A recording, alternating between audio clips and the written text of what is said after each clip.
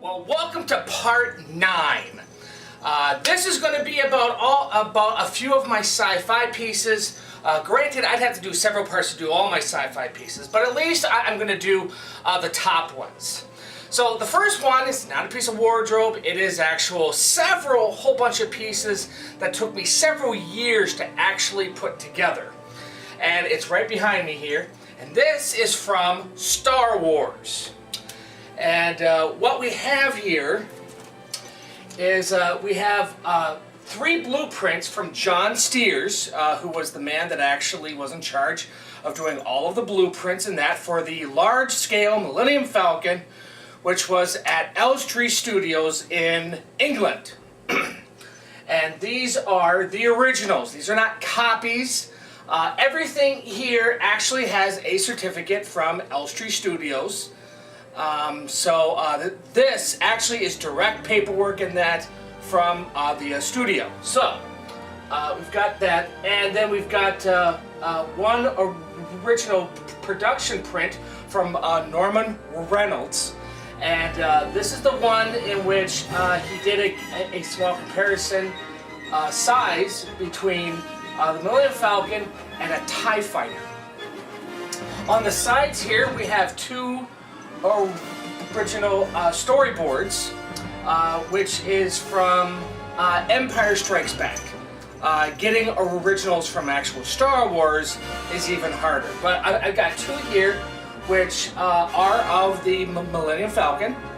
And then in the middle here, we actually have a real piece of the Falcon from the film, which is, it looks like a little light piece. They actually did mold this from a light from a car, but what it was actually used in the film, I have still been looking, and I've been looking and looking. If anybody out there can find the Star Wars one and can find the piece for me, you never know how grateful that I might be. You never know. I might send you something. Who knows? All right, but you know. Anyway, there's a piece from the actual Falcon, and I put it all together because this is one of my Millennium Falcon pieces, and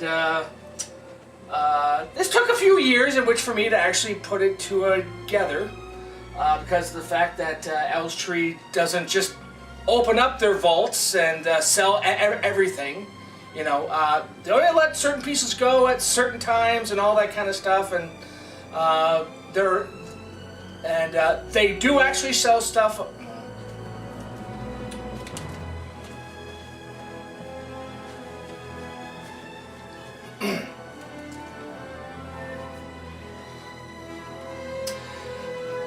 And in the center here, we have a piece of the actual Falcon itself. And this was actually taken from somewhere on the set. I have absolutely no clue. Now, if anybody can see it in the film, let me know. Just because I would want to know. But I've been going through that film over and over, and I have yet to find the piece. And most of that is just because of the fact that they didn't do too many close-ups of the background. So it does get a little hard, but I will still continue to look, or if I ever get the chance to talk to anybody that was actually on the set that would remember where these things were actually used, then I'll know then. But that's about that. So we actually can't really go to that scene now because this is all pre-production stuff. And I don't think I have to show you parts of the movie for you to know where this stuff was used. You know, these are all the guns of the Falcon and all that. So we'll just have to go back upstairs for the other pieces, okay? So let's go there now. Well, we're back up, and I've got 2 pieces here. One is from the 6th Day, and this one here is from Aeon Flux. Now, the 6th Day piece here is from Talia, and she is the bad girl in the film. And this is her snake skin print. It's not really snake skin. It's more of a print, like these little tiny pieces have been attached on all over the place. And it's been through something. You know, it's been through, you know, a lot. Well, what do you expect in an action film? But, you know, a lot of these have flaked off. Here are her pants, and I've got her shoes.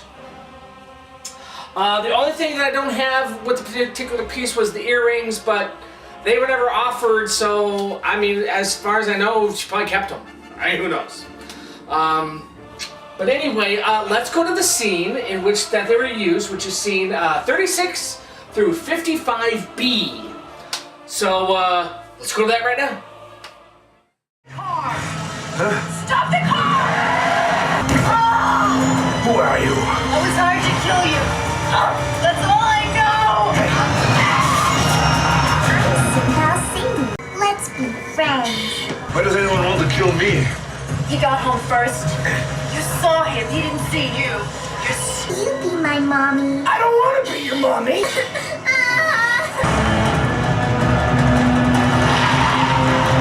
What are you doing talking about that damn doll? I have a boom. He's gonna live out the rest of your boring little life and never be the wiser.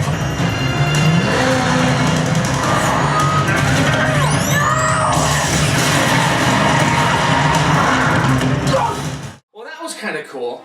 Actually, I've always wanted the doll, you know, that darn talking doll, but at the time they sold one and it's over like $6,000, and at that time in my collecting, I was not willing to spend that much.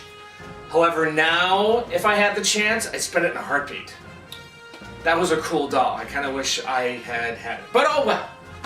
Anyway, on to Ian Flux, we have a guard's outfit, which is mainly used at the end of the film. And I've got the pieces here. Here's that typical, you know, kind of pointy head helmet. And we have the mask, which kind of goes like that. You know, it goes up there. And we've got the pants and the red striped front. Now, I am missing a few pieces on this particular one. There's a belt here that goes, you know, in the front, and, you know, there's the weapons belt piece and the shoes, but that's okay.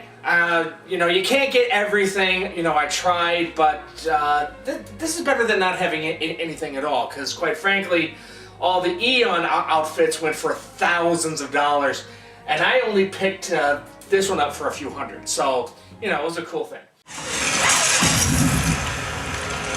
Orders have changed. Cover Eon. Cover Good Child.